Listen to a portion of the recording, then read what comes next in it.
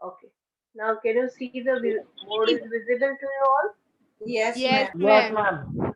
Yes, ma'am. Yes, ma'am. Now you have to mute yourself and you have to on your camera.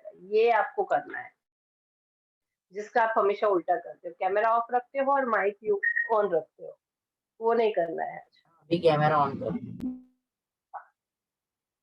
Okay. Now,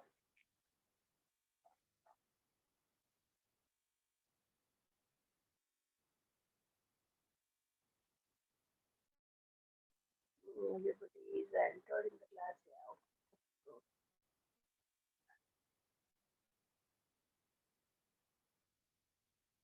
Okay.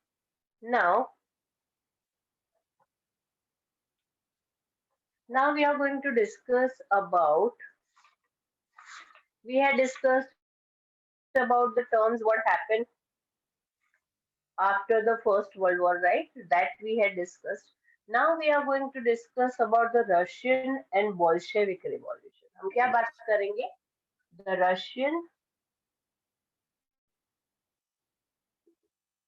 and Bolshevik Revolution. ठीक है? Now see, when we talk about Russian Revolution, so definitely we are talking about Russia, right? Now Russia में एक political party थी जिसका नाम था Bolshevik group. Bolshevik is a political party.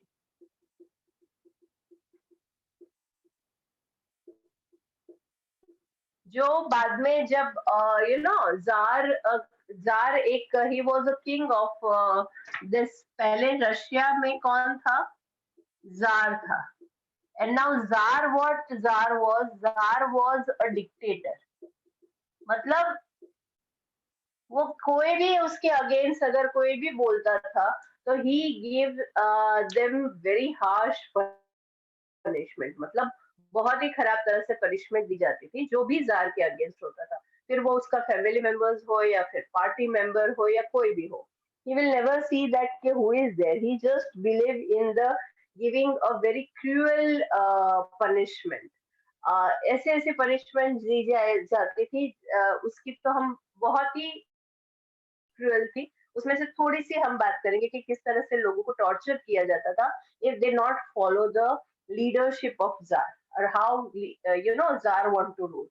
तो उसमें बहुत सारे नेशंस, बहुत सारे कंट्रीज, बहुत सारे लोग रशिया के वो suffered eight that period of time. और इसी के कारण because of the dictatorship and the cruelty of jar, जो किंग था वहां का, उसकी जो क्रुएल्टी थी उससे ही बाहर निकल के लिए सब लोगों ने क्या किया? रिवॉल्ट किया, राइट? तो that is the reason the Russian revolution started, right? अब रशियन रिवॉल्यूशन तो स्टार्ट हो गया, लेकिन रशियन रिवॉल्यूशन स्टार्ट होने के बाद किस तरह से, ये तो एक्चुअली बहुत बड़ा चैप्टर है. हम तो थोड़े से ही इंसिडेंट्स इसमें से पढ़ने वाले हैं कि ऐसा ऐसा क्या हुआ था रशियन रिवॉल्यूशन में कि जिसने जिसने चेंज कर दिया पूरा फ्यूचर ऑफ रशिया. मतलब किस तरह से जार गया, किस तरह से गवर्नमेंट आई रूल में, right? That what we are going to discuss. The Russian revolution started when? in 1970. It started in 1970, right? जब फर्स्ट वर्ल्ड वॉर शुरू हुआ था, हमने अभी पहले ही पढ़ा था ना, रशिया फर्स्ट वर्ल्ड वॉर में था लेकिन उसके उनके कंट्री में रिवॉल्यूशन शुरू हो गया तो they moved out, right? So the Russian revolution 1917 is considered as an important event in world history. क्यों? क्योंकि रशिया एक बहुत बड़ा कंट्री है, वहां पे अगर कुछ होता है तो it affects the whole world. इसीलिए the Russian has been oppressed and suppressed by the Tsar. Tsar king था, I already told you of Russia. और कहा जाता था कि जितने भी ऑप्रेस्ड मतलब उनको उनको ऑप्रेस यानी उनसे बहुत सारी चीजें ली जाती थी. सप्रेस मतलब उनको दबाया जाता था, राइट? That is known as oppressed and suppressed. The Russian Tsars who inherited the position were all dictators and enjoyed uncontrolled rule over people. मतलब जार का क्या है, जैसे कि दादा का नाम जार, उसके बाद पापा का नाम, उसके बाद बेटे का भी नाम जार, तो उस तरह से उनमें जार ही नाम से they follow their rules, tsar ही नाम रहता था। तो उनमें ये था कि जितने भी जार आए, जिन्होंने भी इनहेरिट की पोजीशन, वो सारे बहुत क्रूएल थे और उन्होंने बहुत ही ज्यादा पावर देखा और लोगों को बहुत ही ज्यादा टॉर्चर किया। टॉर्चर मतलब immense torture they had done. People did not have any rights during their period. आप बोल नहीं सकते हो जार के अगेंस्ट, आप कुछ लिख नहीं सकते हो, आप कुछ कह नहीं सकते हो, आप उसके अगेंस्ट कोई पार्टी नहीं बना सकते हो, मतलब आपके पास कोई पावर ही नहीं है। जो जार ने कह दिया that was the last thing, आप कुछ भी नहीं बोल सकते हो उसके अगेंस्ट, भले कुछ भी हो जाए। The Tsar was so cruel and pitiless on people that if anyone demanded for any rights, किसी ने खड़ा होकर ये भी बोल दिया कि हमारा ये हक है, हमें ये हक तो दो, अगर किसी ने ये भी बोल दिया तो he was tortured, मतलब उसको इतना तड़पाया जाता था और उसको सप्रेस्ड एंड सीवियरली पनिश्ड, मतलब उसको बहुत खराब तरह से मारा जाता था कि कोई भी उसकी जनरेशन में ना बोल सके, इस तरह से उसकी हालत की जाती थी।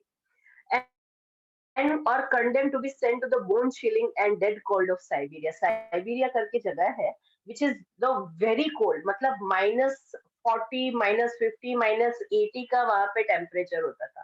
तो ये जार क्या करते थे, जार हमेशा जो भी लोग थे वहाँ पे उनको हेलीकॉप्टर से लाया जाता था और वहाँ पे उनको छोड़ दिया जाता था। पूरा ये साइबेरिया है, पूरा कोल्ड डेजर्ट, तो वहां पे उनको छोड़ दिया जाता था, बिना कपड़ा, बिना खाने, कुछ भी नहीं दिया जाता था। और वो ऐसे -50, -60, -80 डिग्री में वो लोग बेचारे तड़प तड़प के, मतलब बोन चिलिंग, इतनी ठंड में वो तड़प तड़प के ठंड के मारे वो मर जाते थे। So that type of punishment tsar had given it in his era. This uncontrolled and oppressive tsardom, मतलब कि उसका राज है ना, जारडोम मतलब कि जार का राज, right? So became the reason of grief, poverty and suffering among people, मतलब जार अपने हिसाब में अपने लिए ही सोचता था, वो किसी और के बारे में सोचता ही नहीं था। लोग मर रहे हैं भूख के कारण, पॉवर्टी के कारण, अगर रशिया में कुछ भी खराब हो रहा है उससे कोई फर्क नहीं पड़ता था। He is enjoying his life, right? So the Russian farmers, laborers, and peasants were not gathering enough income. Despite working very hard, they become very poor. मतलब हर एक क्लास, जार के रशिया में हर एक क्लास के पास, किसी के पास पैसा नहीं था। ना फार्मर्स के पास पैसा था, ना पीजेंट्स, पीजेंट्स मतलब जो आर्टिस्ट आर्टिजियंस होते हैं उनके पास पैसा नहीं था। फार्मर्स बेचारे इतना काम करते थे, इतना काम करते थे, लेकिन उनके पास पैसा ही नहीं होता था। क्यों? क्योंकि पॉलिसीज जार की ऐसी थी कि कोई डेवलप ही नहीं हो पाता था उसके एरा में। तो ये सिचुएशन था वहां पे। यहाँ तक समझ में आया जार एग्जैक्टली था क्या? Yes, ma'am. Yes, ma'am. Yes, Yes, ma'am. ma'am. Yes, ma'am. Yes, ma'am. Ma'am, हाँ वेद, डिक्टेटर्स का मीनिंग क्या होता है? डिक्टेटर का मतलब होता है कि जो किंग होता है वो एक ही होता है और उसका पूरा राज यानी उसी की बात मानी जाती है और किसी की नहीं। That is known as a dictator. जैसे हिटलर था, हिटलर डिक्टेटर था, मतलब कोई पॉलिटिक्स पॉलिटिशियंस कोई नहीं होते हैं, सिर्फ वही होता है, वही जो बोलता है वही आखिरी चीज होता है, उसे डिक्टेटर कहते हैं। नाउ अब सब you everybody was torture. Torture का मतलब तड़पा तड़पा के मारना, that is known as a torture. Under the leadership मतलब कि अब सब परेशान थे तो किसी को तो आवाज उठानी ही थी, राइट? कि कोई तो आवाज उठाए। तो there was a person whose name was Father Gapon. Father Gapon करके एक बंदा था। ही कंट्रीब्यूटेड, मतलब सारे वर्कर्स ने उसके इकट्ठा किया। वर्कर्स क्योंकि बहुत ज्यादा काम करते थे और उनको वेजेस पैसे बहुत कम मिलते थे, तो under the leadership of Father Gapon बहुत सारे वर्कर्स इकट्ठा हुए रशिया में, राइट? तब बहुत ज्यादा ठंड थी रशिया में, वैसे भी बहुत ज्यादा ठंड थी, and the whole Russia was covered with snow at that period of time. So, under the leadership of Father Gapin, सारी रैली निकाली गई, बहुत सारे वर्कर्स थे उसमें, अराउंड 1,10,000 वर्कर्स थे।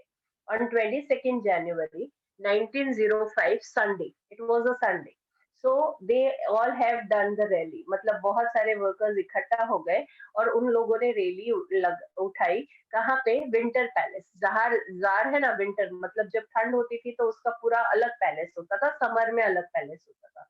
तो विंटर पैलेस वो लोग गए जहाँ पे रेसिडेंस था जार का। तो जार ने परमिशन दे दी लोगों को, मतलब कि जो उनके पुलिस थे, कॉसैक्स थे, उन सबको, कि जो भी आए उन सबको you have to shoot at check, मतलब मार डालो उनको। तो जैसे ही वो गए, वो बेचारे कोई भी वेपन लेके नहीं गए थे, दे वर डूइंग पीसफुल रैली, लेकिन because the instructions of jar, they many hundreds of people were killed at that period of time, मतलब उनको मार डाला गया। Father Gapon also been killed in that।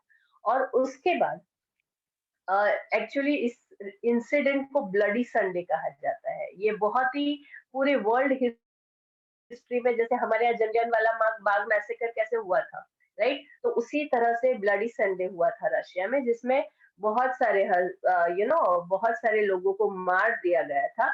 And क्योंकि वो पूरा बर्फ था, वो पूरा रेड कलर में हो गया था, जो बाहर का जार का residence, because of the blood of the workers, right, क्योंकि मारा गया था, उनको गोलियां मारी गई थी, तो ब्लड तो निकलेगा ही। तो पूरा स्नो जो था, जो बर्फ था, वो कम्प्लीटली लाल कलर का हो गया, right? So that was the reason also, this incident was known as the bloody Sunday, इसे ब्लडी संडे कहा जाता है। फिर तो लोग मतलब कि ऐसा उन्होंने सोचा कि ये तो बस हद हो गई, तो पूरा रशिया क्या हो गया, रास्ते पे आ गया।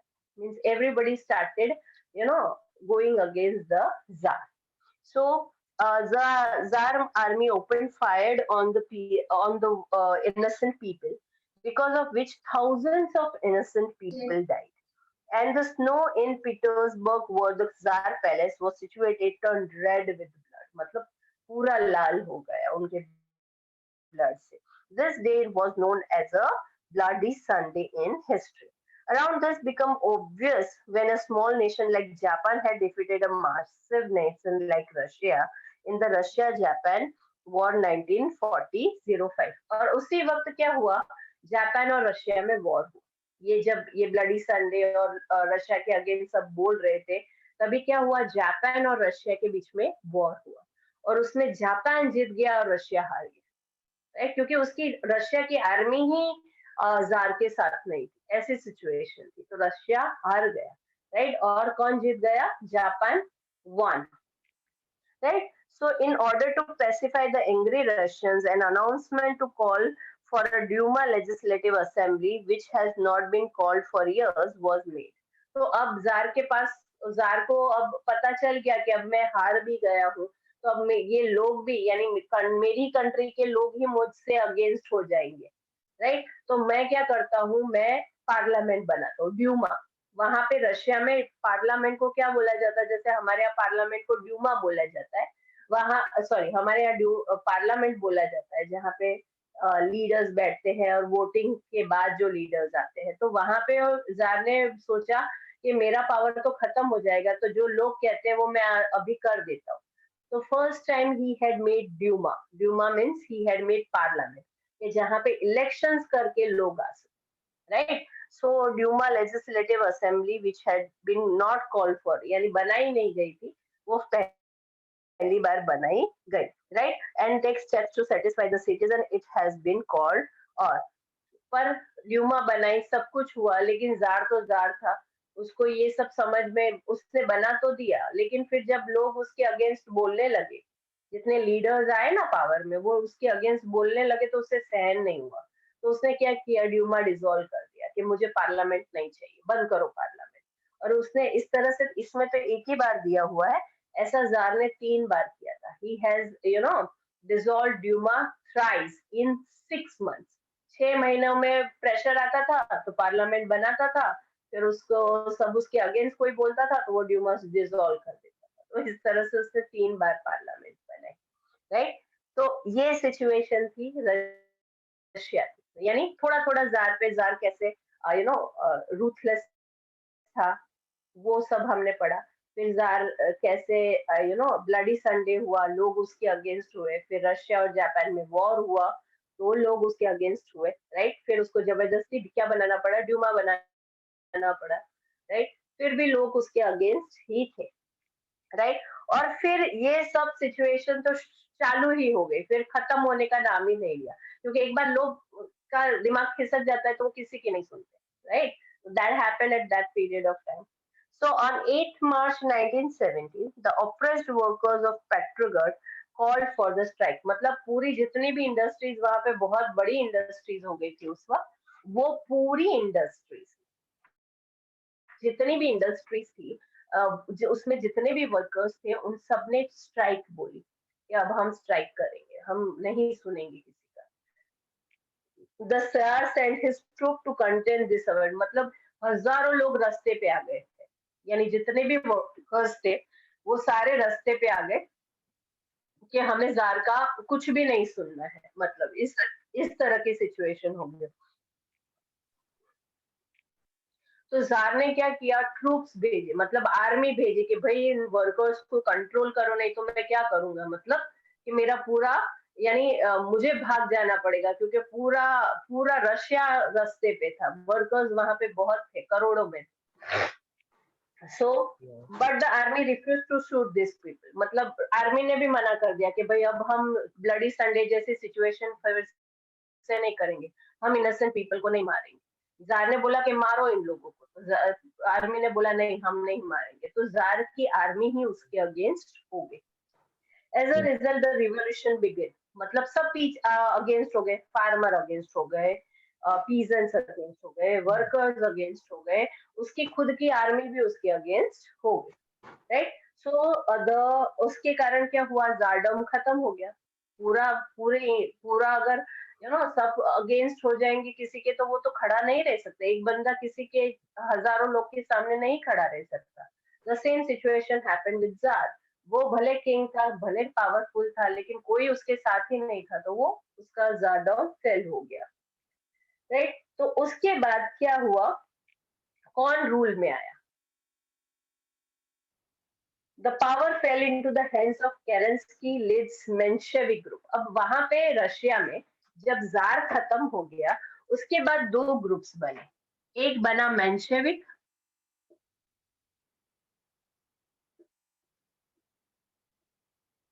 और दूसरा बना बोल्शेविक. अब मेंशेविक का लीडर कौन था, केरेंस्की. और इसका बोल्शेविक का लीडर कौन था, लेनिन. अब जैसे ही रशिया में जार खत्म हुआ, वैसे ही किसने, मेंशेविक्स ने पार्टी बना ली अपनी, केरेंस्की ने अपनी पार्टी बनाई और वो रूल में आ गया, राइट. तो वो आया. फिर the power fell into the hand of Kerensky lead Mensheviks group, right. Except for as prepared by Karl, sorry, except for Lenin. Lenin के सिवाय सब मेंशेविक्स के साथ हो गए. Everyone in Russia was happy with the fall of Tsar. मतलब सब खुश थे कि चलो जार तो गया. Everybody was happy. But Lenin believed in the importance of laborers and propagated by Karl Marx. मतलब केरेंस्की रूल में तो आ गया, लेकिन फिर भी लेनिन ने क्या कहा कि यहाँ पे रशिया में हमें लेबरर्स, मतलब जैसे फार्मर्स है, पीजेंट्स है, वर्कर्स है, उनका इम्पोर्टेंस बढ़ा. तो उसके नाम पे लेनिन ने, कार्ल मार्क्स एक बंदा था, उसकी थियोरी थी कि इनको इम्पोर्टेंस देना चाहिए. जैसे कि वर्कर है, इंडस्ट्री है बड़ी, राइट. इंडस्ट्री में उस जो बंदा है, ओनर है, उसने पैसा तो लगा दिया, लेकिन अगर वर्कर्स काम नहीं करेंगे तो उसको प्रॉफिट कैसे होगा. तो कार्ल मार्क्स की यही थियोरी थी कि वर्कर से ही कोई फैक्ट्री चल रही है, फार्मर से ही तुमको खाना मिल रहा है, तो तुमको उन्हें इम्पोर्टेंस ज्यादा देनी चाहिए, उनको भी प्रॉफिट देना चाहिए जितना तुम कमाते हो. ऐसी कार्ल मार्क्स की थियोरी थी. तो लेनिन उस थियोरी पे चला, तो सब उसके पीछे गए कि हाँ भाई लेनिन ज्यादा अच्छा है केरेंस्की से. सच में ऐसे, सच यही बात थी, right. So while the Menshevik group believed in the importance of a middle class. Mensheviks believe करते थे कि मिडिल क्लास अच्छा है, लेकिन बोल्शेविक्स बिलीव करते थे कि लेबरर्स के पास ज्यादा पावर होना चाहिए, right? So Lenin instigated the Bolshevik against Menshevik, and in November 1917 declared the final revolution and got the reins in his hands. So मेंशेविक्स और बोल्शेविक्स मतलब केरेंस्की और लेनिन में झगड़ा हुआ और उसके बाद इलेक्शंस हुए, राइट? बोल्शेविक्स बोलते थे कि लेबरर्स, फार्मर्स और पीजेंट्स को हक मिलना चाहिए.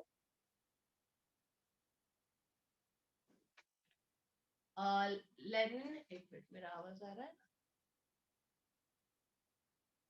Yes, ma'am. Okay, fine.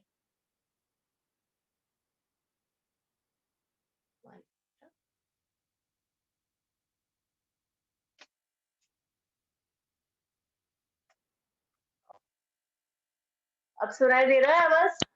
Yes, ma'am. Yes, ma'am. Okay, fine. तो बोल्शेविक्स और मेंशेविक्स में झगड़ा हुआ. मेंशेविक सिर्फ मिडिल क्लास में बिलीव करता था, बोल्शेविक्स बिलीव करता था सारे रशिया के जितने भी लेबरर्स थे, तो डेफिनेटली पूरा रशिया ही लेबरर्स से भरा हुआ था, तो सारे बोल्शेविक्स के साथ गए. तो मेंशेविक्स के पास से पावर चला गया और फाइनली लेनिन रूल में आ गया. फिर तो बहुत सारे अच्छे अच्छे चेंजेस हुए रशिया में, और because of Lenin only, because of Bolsheviks Russia सबसे पावरफुल नेशन हो गया. मतलब one of the strongest nation of the world was because of the Bolsheviks, ये कहा जाता है, right? So Bolshevik, and thus the 300-year-old Tsardom came to an end. For the first time, Russia was without a Tsar. 300 साल का राज था jar का, जो खत्म हो गया, और कौन यानी ऐसे प्रॉपर डेमोक्रेटिक कंट्री रूल में आई. अच्छा, अब जो क्वेश्चन हो पूछो. मैम जापान ने रशिया से वॉर क्यों किया? क्योंकि जापान को रशिया और उनके बीच में अच्छे रिलेशनशिप नहीं थे, and Japan want to control Russia, so that is the reason. हाँ, प्रोवोक का मतलब होता है किसी को किसी प्रोवोकेशन मतलब किसी को आप यानी बहुत ही जानबूझकर आप किसी को प्रोवोक करते. प्रोवोक का मतलब, अब मैं उंगली नहीं करते हो आप उसको, यानी उकसाने की कोशिश करते, उकसाना, that is known as a provocation, ma'am right? तो that is provocation. Ma'am tsar Russia और जापान के बीच में वॉर हुई, तो मैम उसमें जार शामिल था मैम? हाँ, ऑफ कोर्स, जार ने ही तो किया था वॉर. जार और जापान के बीच में तो हुआ था, रशिया और जापान के बीच, तो जार वाज देयर. और बोलो, any other question? No. No ma'am.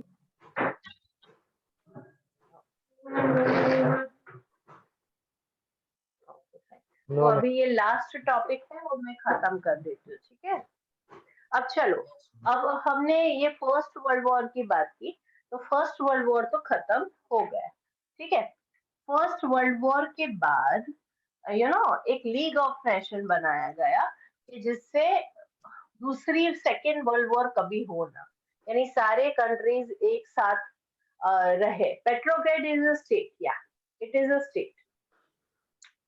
पहले उसका नाम था सेंट पीटर्सबर्ग, राइट? फिर उसको नाम चेंज करके पेट्रोग्रेड किए गए. मैं सेंट पीटर्सबर्ग को सुना हुआ.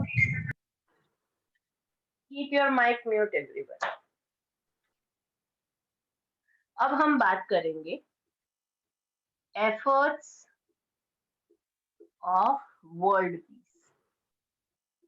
मतलब कि लड़ाई हो गई, सारे देश उसमें आए, सारे देशों को बहुत ज्यादा नुकसान हुआ, तब उनको पता चला कि पीस बहुत इम्पोर्टेंट है देन वॉर. तो सारे जितने नेशंस थे उसमें बहुत सारे नेशंस ने इनिशिएटिव लिया, मतलब आगे बढ़े कि चलो हम शुरू करते हैं, राइट? तो उसके ऊपर पहला, यानी after the first world war, एक लीग ऑफ नेशन बनाया.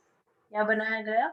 लीग ऑफ, जैसे हमारा यूनाइटेड नेशन है ना, इस तरह से लीग ऑफ नेशन बनाया गया. अब ये क्या था उसमें हम बात करेंगे, लेकिन ये सक्सेसफुल नहीं हुआ था. सेकेंड वर्ल्ड वॉर हुआ था.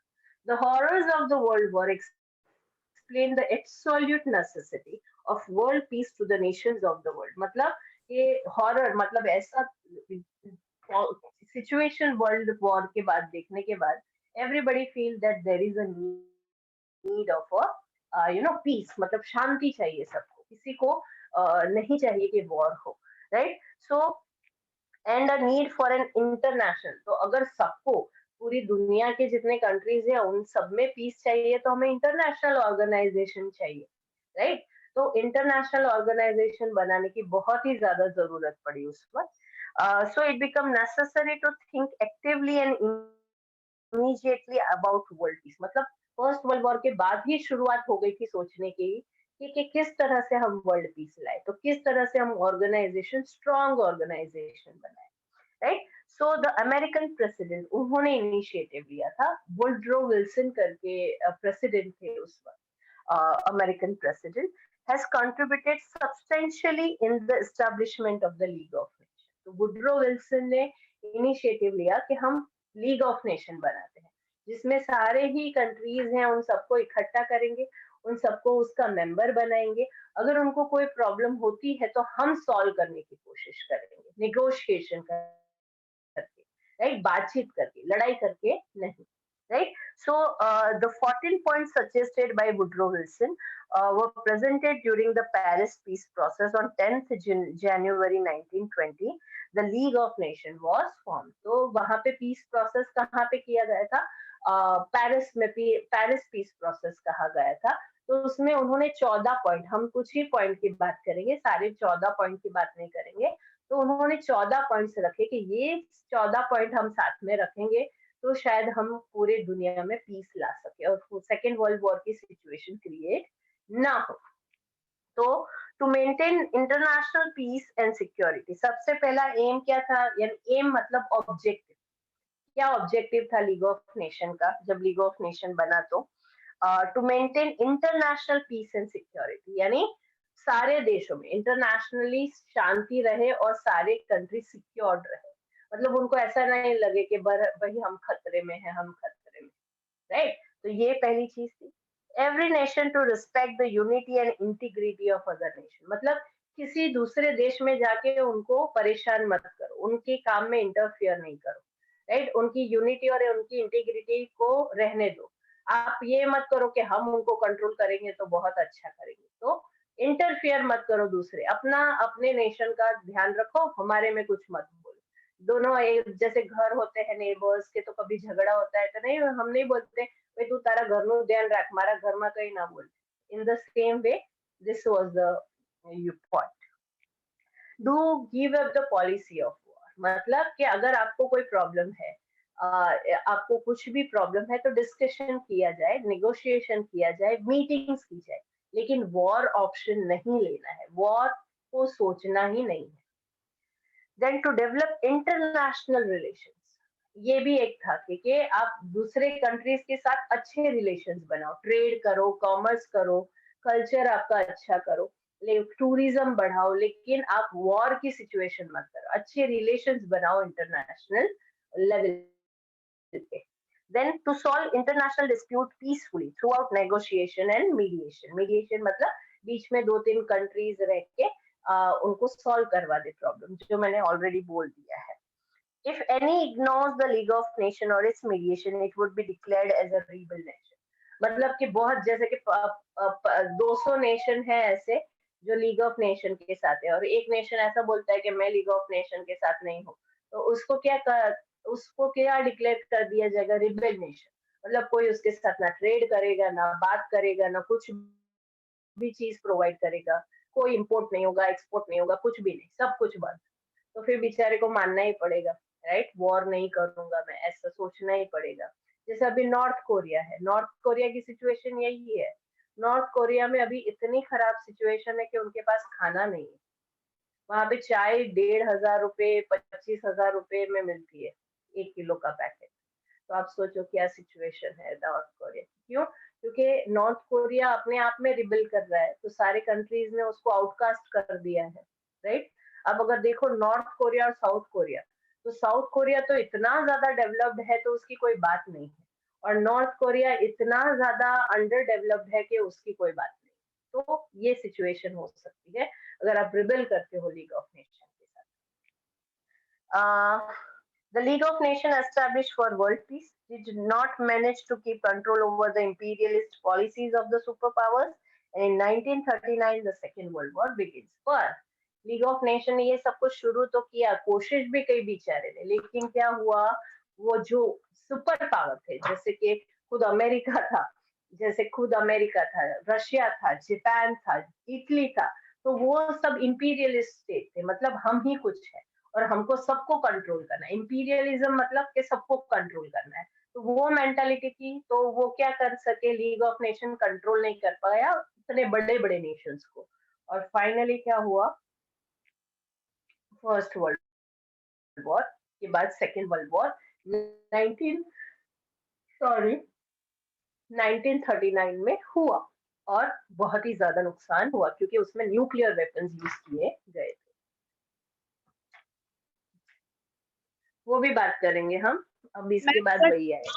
और होगा तो मैम बहुत सारे न्यूक्लियर वेपन्स है ना अब तो बहुत सारे न्यूक्लियर वेपन्स, तो बहुत सारे अगर होगा तो पूरी दुनिया खत्म होगी बेटा। Ma'am north Korea south Korea के बीच क्या हुआ था, तो उनके बीच वॉर हुआ और दोनों अलग हो गए। नॉर्थ कोरिया और साउथ कोरिया में कभी वॉर हुआ ही नहीं।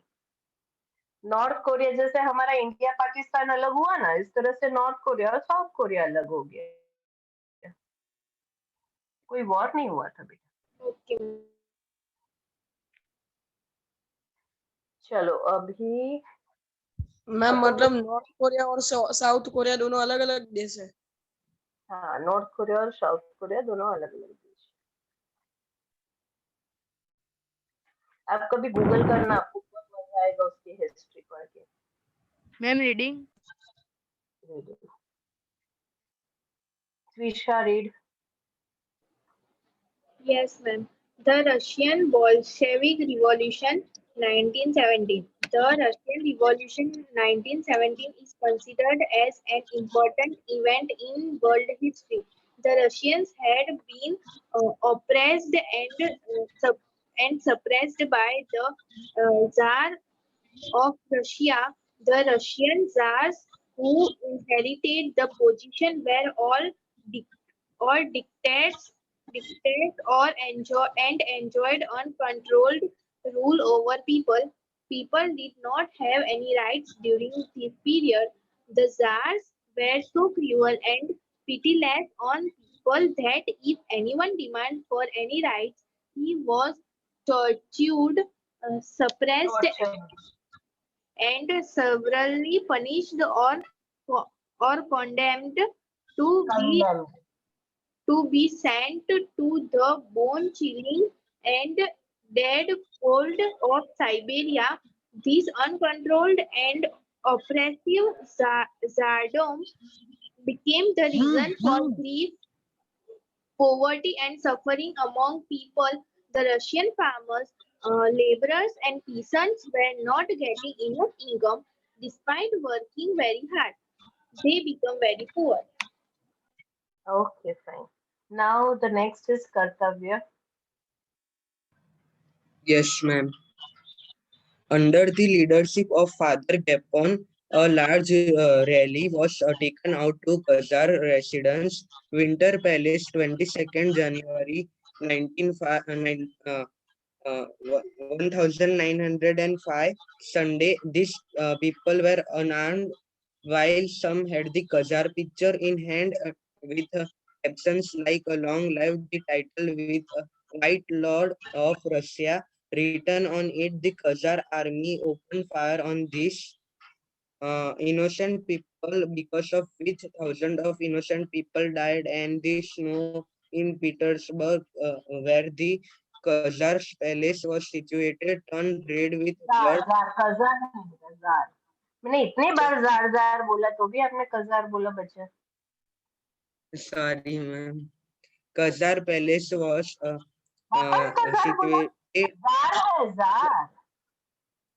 कजार Tsar palace was situated, turned red with blood. This day is known as Bloody Sunday in history. Around this time, a large number of Russians got provoked and became restless.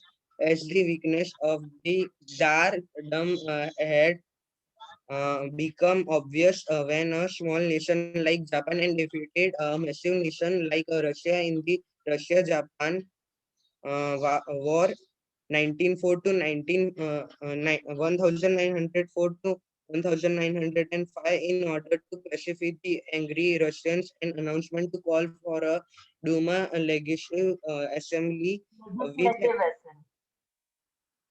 Dumi legislative assembly which had not been called for years was made eventually for such Duma were called but before it can take steps to satisfy the citizen it had been called off. Okay. Now, next is Pratham.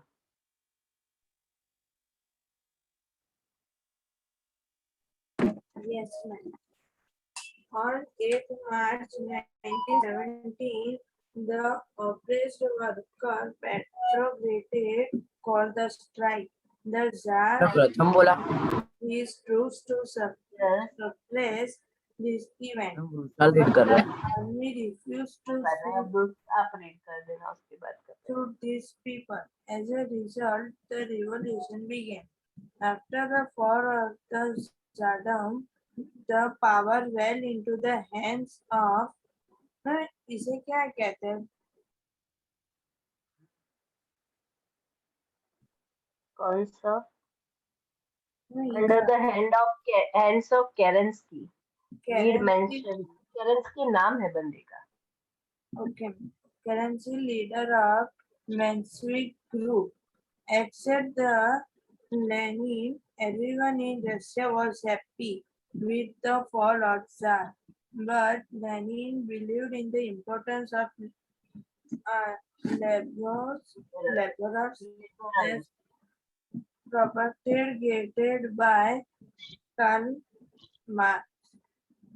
While the Menshevik group believed in the importance of the middle class, as a result, Lenin इसका meaning क्या होता है ये है ना Lenin के as a result के बाद वो इंस्टिगेटेड मतलब चढ़ाना किसी भी चीज को इंस्टिगेट करना मतलब आगे बढ़ाना किसी भी तरह से the Bolsheviks against the Mensheviks in November 1917 declared the final revolution and got the reins in his hands. This came to be known as the Socialist Bolshevik Revolution. Bolshevik, Socialist Bolshevik Revolution. Yes. Now Pratham. Pratham,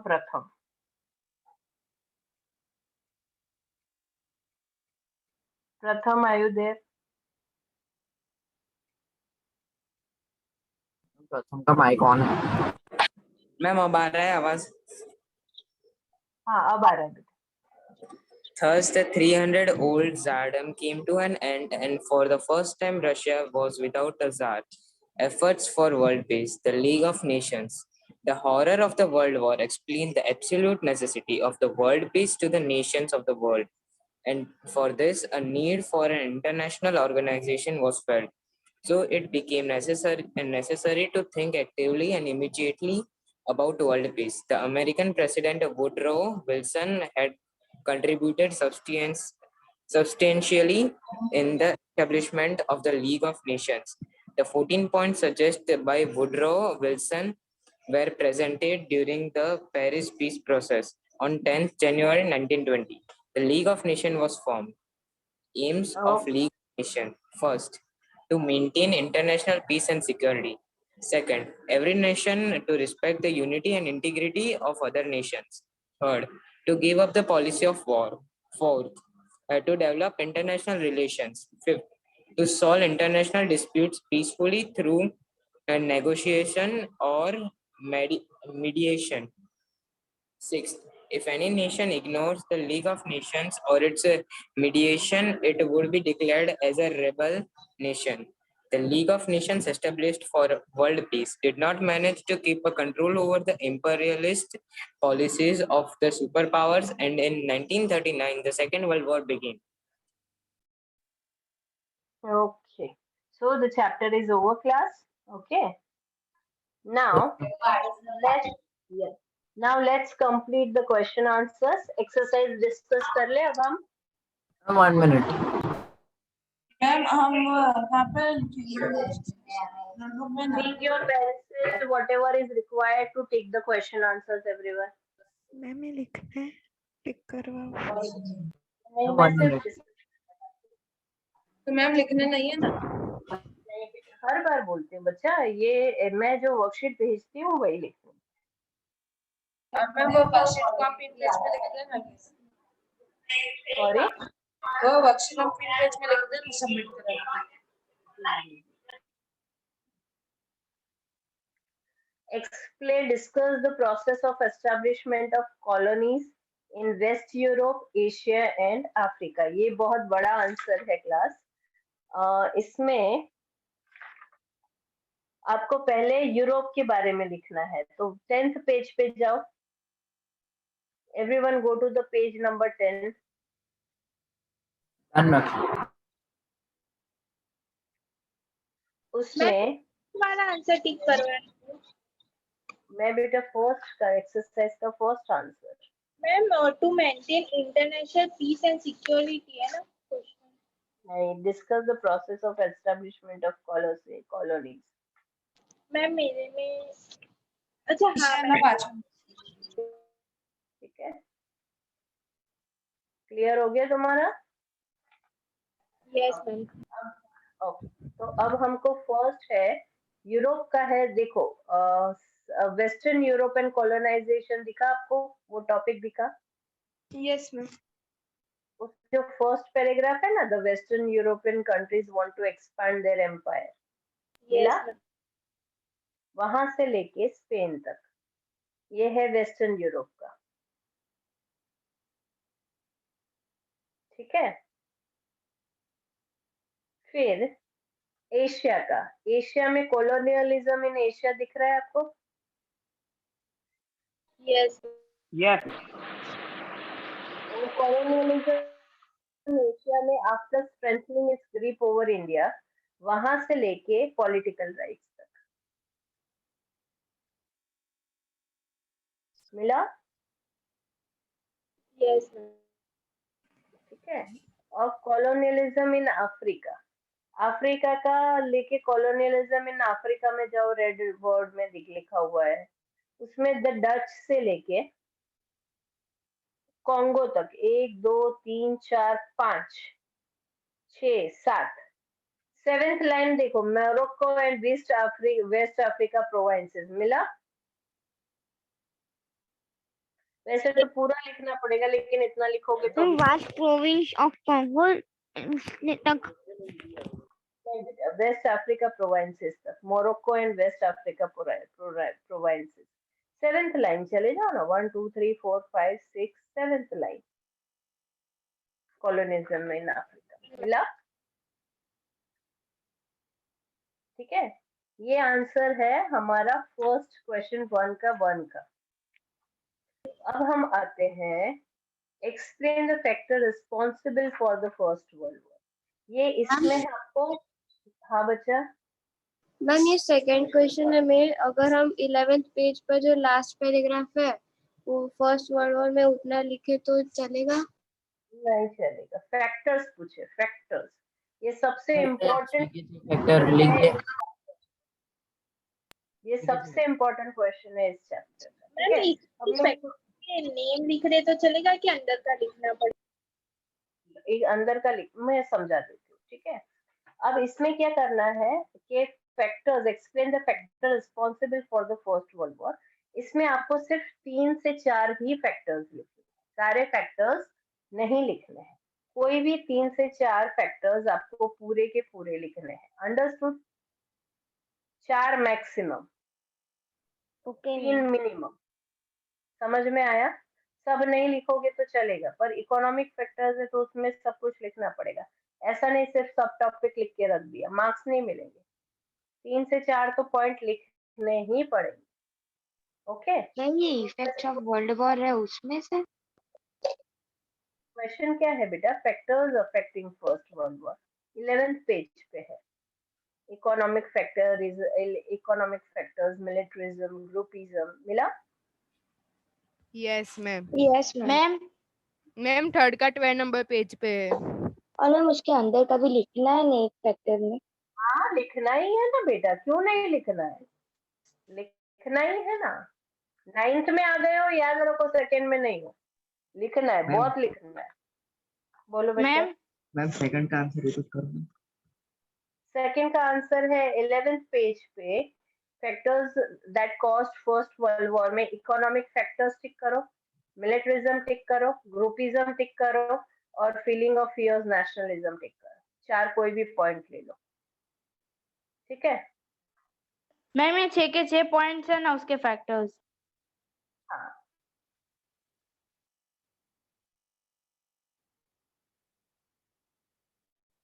ma'am effects में 4 है तो उसमें 2 लिखे तो चलेगा?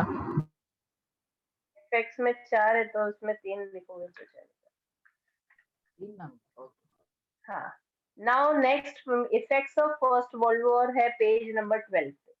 12 पे जाओ, effects of first world war, can you see that immediate effects?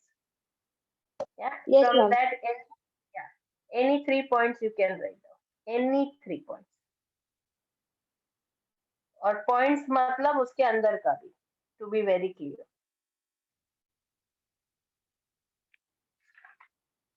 ठीक है? पूरे लिखने हैं मैम। पूरे लिखना है। रशियन रिवॉल्यूशन की जब हम बात करते हैं तो आपको the Russian revolution, Bolshevik revolution 13 page पे दिया गया है, मिला? Yes. अब उसमें से आपको क्या लिखना है, क्या क्वेश्चन है? सिर्फ द रशियन रिवॉल्यूशन उतना ही पूछा है, राइट? तो रशियन रिवॉल्यूशन का आएगा हमारा रशियन रिवॉल्यूशन से लेके they became poor. Ma'am this page number. हाँ मैम बाबा, उसमें तो हमने जार की ही बात की, 2nd पैराग्राफ है ना वो रशियन रिवॉल्यूशन के बारे में। तो मैम पूरा 2nd पैराग्राफ लिखना है ना? हाँ, 2nd पैराग्राफ लिखना है। ऐसे तो 3rd पैराग्राफ भी आएगा, पूरा बहुत बड़ा आंसर है ये। अच्छा तुम लोग ये करोगे, 2nd पैराग्राफ और 3rd पैराग्राफ में से जो मेन पॉइंट्स है वो लिखोगे, ओके। समझ में? ब्लडी संडे का इंसिडेंट लिख दिया, ठीक है? फिर पेट्रोग्रेड की स्ट्राइक था वो लिख दिया, फिर बोल्शेविक ने कार्ल मार्क्स की पॉलिसी कैसे फॉलो की, और फिर सोशलिस्ट बोल्शेविक रिवॉल्यूशन को क्रिएट कर दिया। ये 3 इंसिडेंट लिखोगे ना तो पूरा रशियन रिवॉल्यूशन मैम ये नोटबुक में लिखना है। बेटा लिखना नहीं है, मैं एक्सप्लेन कर रही हूँ, जब आपको स्कूल में चले ना ये चैप्टर तो आपको हेल्प हो जाएगी। Events of the first world war का आएगा। सॉरी बच्चा, events of the first world war. मैं आ रही। Events of the ma'am first third world war, क्या बोल रहे हो बेटा? मैम पहले ब्लडी संडे का लिखने का, फिर पेट्रोग्रेड, और फिर तीसरा पॉइंट तीसरा बोल्शेविक्स का लिखने का, कि बोल्शेविक्स कैसे रूल में आए उसके बारे में, ठीक है? ओके। अब नेक्स्ट क्वेश्चन है the events of the first world war. ये आप देखो 12th पेज पे द फर्स्ट वर्ल्ड वॉर दिख रहा है, first paragraph, yes ma'am. Yes ma'am. वो पूरा,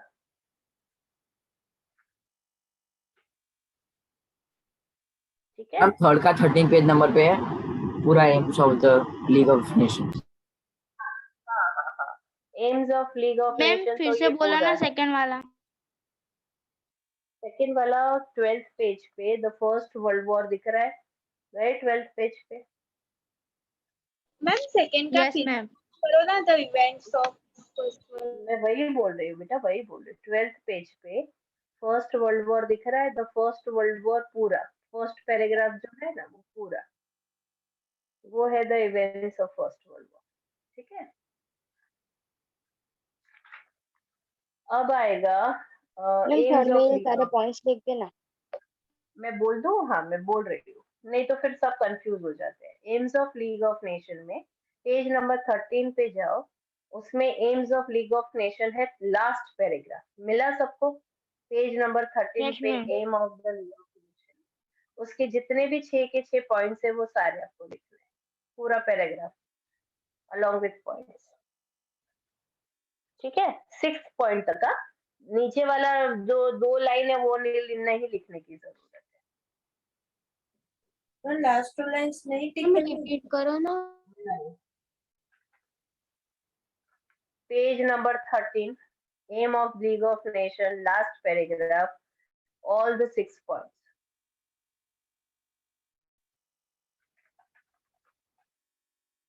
अब उसके बाद the League of Nations was established after the First World War. नहीं, वापस से वही paragraph. The League of Nations नहीं, उसके ऊपर का पैराग्राफ 13th पेज पे जाओ, उसमें the League of Nations है, उसमें the horrors of the world मिला। 13th पेज पे the League of Nations में the horrors of the world war मिला। Yes. तो द हॉरर से लेके वो पैराग्राफ जहाँ पे खत्म होता है, the League of Nations was formed. ठीक है, समझ में आया? Yes, ma'am. Yes, ma'am. Last paragraph है ब्लडी संडे, वो मुझे बताने की जरूरत है कहाँ पे है bloody Sunday? Yes, ma'am. No, ma'am. The Kasa army No, opened a actually, what is fire the sale. second paragraph? Half.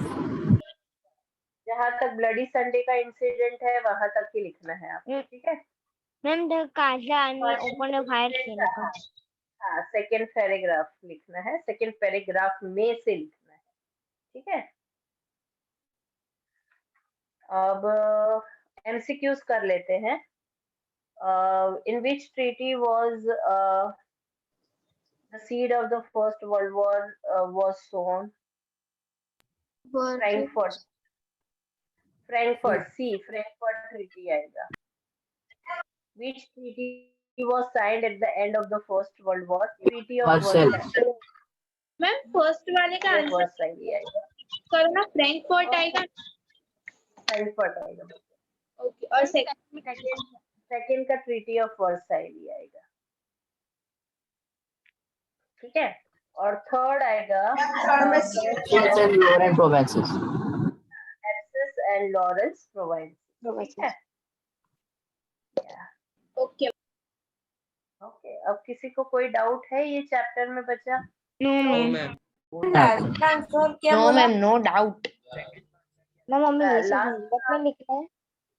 Last का आंसर मैंने C Alsace and Lorraine provinces. Ma'am first answer question 4 में। First ma'am, का ये सब class work में लिखना है कि होमवर्क में? किसी में नहीं लिखना है, मैं वर्कशीट भेजूंगी वही लिखना है। ये हमने डिस्कस किया, ओके। एनसीआर जो हमारी एक्सरसाइज है उसको हमने डिस्कस किया कि किसका आंसर कहाँ पे आएगा। ठीक है, तो जब भी आप स्कूल में आपको लिखने का हो तो आपके लिए इजी हो जाएगा। ठीक है,